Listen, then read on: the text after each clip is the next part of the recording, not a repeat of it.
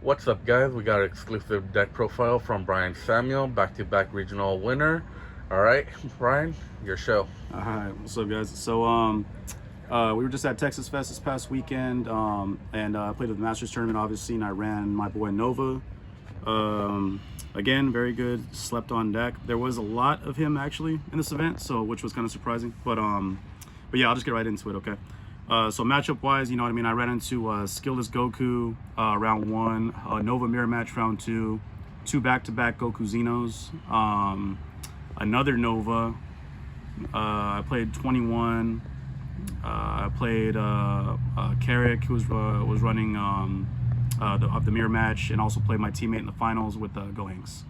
But yeah, it was a very successful weekend, obviously. But I'll just get right into it. So, those of you who already know what this leader does, it's a tap leader. Search for a Shadow Dragon top 5. Put a card in your Z. Awaken when you have a Unison on turn 2 and such and so forth. Awaken into this bad boy right here. His ability is I get to discard 2 of my Z energy, restand something with EX Evolve. Very strong, and also when I combo with the yellow card on each turn, I draw a card. So that's that right there. I'm just gonna get into the list. So we run 4 of each ball. Start with 4 of the negative energy 1-star ball. This brings out your Sin. You always want to see this on turn 1, so make sure you dig for it. Your leader searches for it, Oceaner searches for it, Ice searches for it, so you should be able to get it. 4 of the NUOVA ball. This ball doesn't really get anything, to be honest with you. I don't play the 2 drops in here, so this is pretty much just for when your 8 drop dies, it comes out, and it's a Shadow Dragon to either combo on the board or play your 8 drop off of, which is pretty cool. So play 4 of each, make sure you max out on these. And then I play the 2 Ice to search out these if you don't see it opening turn. Other than that, you're probably going to charge this or just combo it or something.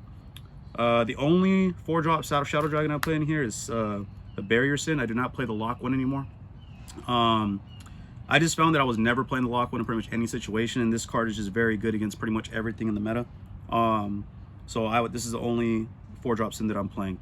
I'm not going up the 9-drop chain in here. I didn't sideboard it for the mirror match or anything either, so this is literally going to be the only target for it. I made this list a little more consistent, so I played more copies of everything, so I'm playing 4 Oceanus in this build. Again, just because you want to see all your targets and everything on curve. She's just very good, discard search.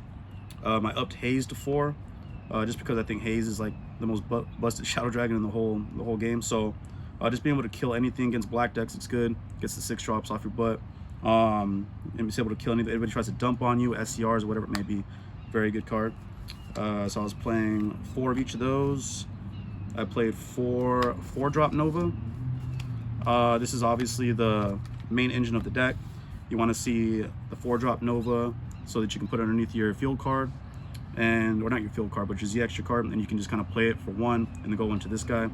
The 8-drop NUOVA, the dual attacker, it's actually a triple attacker if you have a rested battle card, but between this and your leader. So this is obviously your draw power, this is your aggro, this is everything right here. So 4 of each of these. I play 3 Omegas. Again, I said it in my last video, you could run 4 of these, especially because I play no other 10Ks in this deck. So you could run 4 if you like. I still played at 3. I just find that's a pretty good number. Plus, I just honestly just don't have a 4th one. So you could run it at whichever ratio that you want. Let's kind of figure out from there.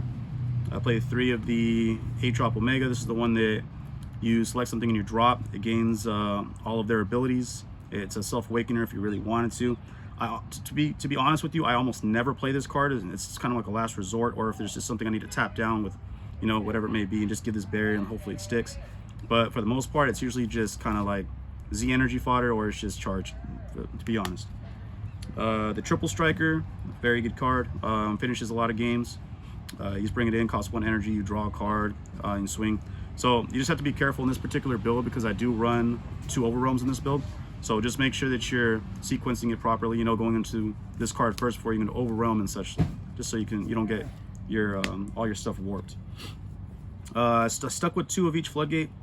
To be honest with you, this card is very lackluster late in the game. I kind of just want to go 4 Bardox and just so I can have it on turn 2, so I'm able to just kind of like end the turn when I play my, you know, my Z Unison. So that's probably what I would stick to with that. But if you want to run 2/2 or run more Vegito, you know, more power to you. Around 2 Absolute Annihilations. I upped it from 1 in my first video to 2 in this particular list. Very good card against green, very good card against red. It's actually decent in the mirror match too in certain matchups. So if they end up going to like 1 energy, because when I play this deck, I find myself going to 1 energy a lot when I pass my turn. So playing this, not being able to use Nimbus or anything like that, it's actually pretty good. So it could come up. I pretty much played it in every match. I just sideboarded it out against black, but it's decent against black too. But I just never found myself wanting to tap 3 to play it.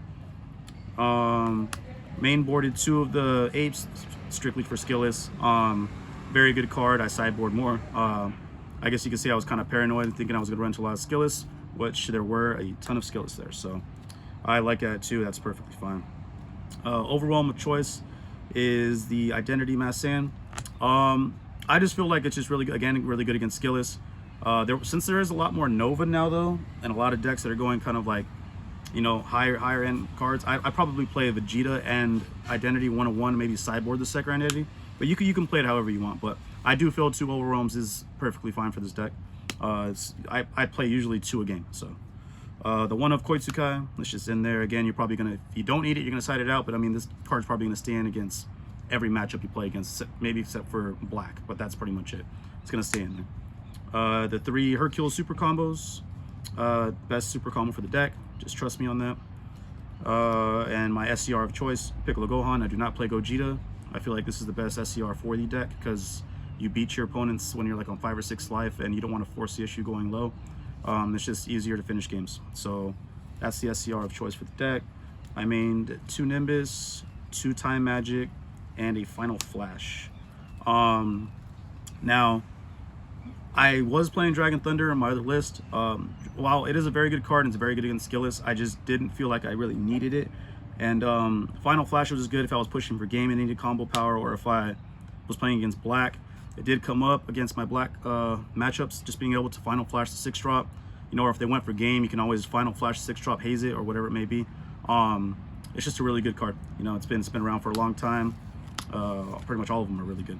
That's the main deck right there. I'll go over the Z deck. Z deck, you have your 1 Z extra that you're going to play. This is going to be out the entire game unless you go for the ultimate, which could come up. This is not the Gogeta version, so the ultimate doesn't come up too often, but you could potentially tap your opponent out with it. This is what you use to put all your balls under, and it gets the whole engine rolling. 1 Oolong, again, one of the main finishes of the deck. Very important, make sure you play this card. It does come up a lot. This is probably the most underwhelming card I have in the Z deck. The Z deck, the yellow Z card pool is just very, very bad. So I mean, I play it at 1. I don't know what else I'd replace it with, but you could just switch that out if you wanted to.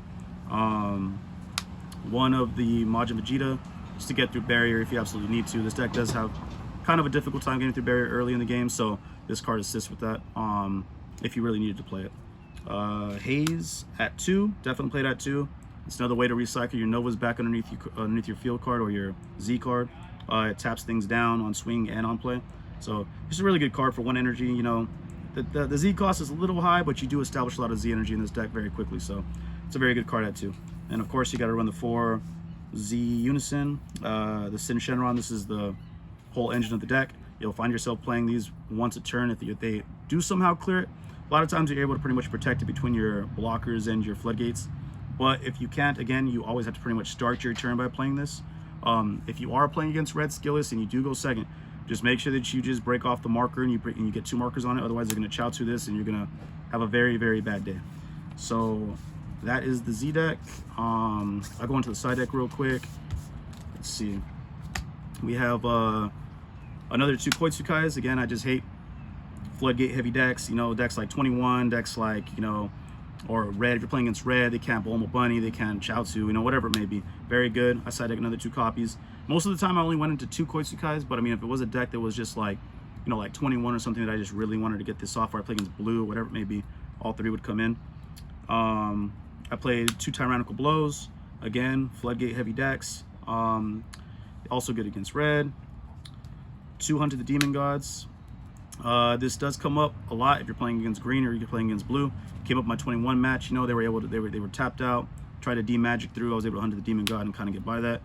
Great card. I played that too. I guess if you, on the off chance, if you play against the blue yellow Gogeta SCR, this also shuts it down because you can just Spirit Boost off of your Z Unison. So it's just really good too. 2 more of the Golden Apes. Again, for skillless, I'm just very paranoid. I knew that that deck's very annoying, so just seeing this, you know, turn after turn and being able to apply pressure is just, it's really, really key. Heavenly Wizard Demigra.